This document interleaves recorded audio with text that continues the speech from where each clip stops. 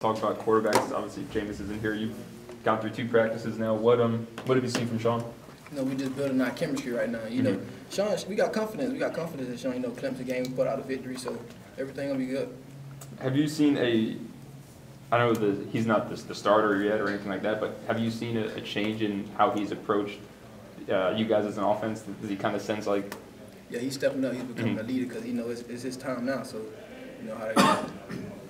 What did you guys learn from him after that Clemson game? I know it was only one game, but what are things that you learned from him as a quarterback, as a leader in that one outing? What I learned about that game, you know, he stepped up and he really cared about the team. With us losing Jameis, and you know that was a big loss. And for him to step up, that made us closer.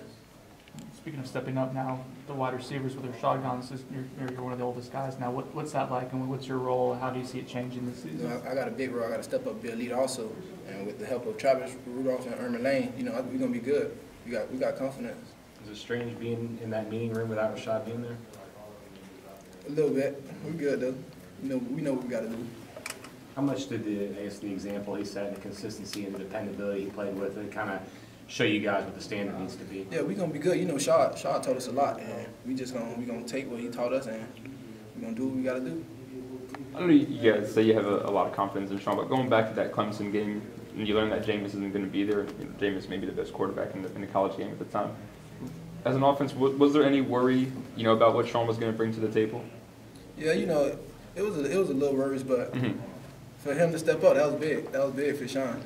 You know, that shocked us when we found out Jameis wasn't going to play because it was a last-minute thing. But Sean stepped up and did what he had to do. We got the victory. Did Sean's performance in that game shock you as well? I know he was kind of up and down, but he threw that long touchdown to Rashad and ultimately led you guys to a win. I mean, were you surprised at what Sean was able to do in that game? Yeah, I know what Sean could do. You know, that's the reason why he's here. So. Just knowing that game happened and seeing him perform, you know, on that stage, maybe give you a little more confidence in him as opposed to somebody who had never really played before? Yeah, you know, everything happened for a reason. And now he got more confidence, so he gonna go out there feeling comfortable. He got his feet wet last year. That was a big game for him. What are some of the differences that you've seen in the quarterbacks out there between Sean and JJ and John?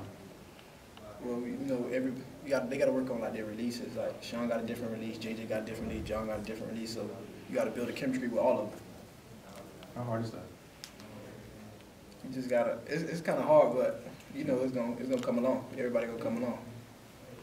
About some of the other guys, the receiver Travis and Erman, how they looking going into their second year? They stepping up. They doing real good right now. You know, they got their feet wet last year, so we comfortable out there. We gonna do what we got to do.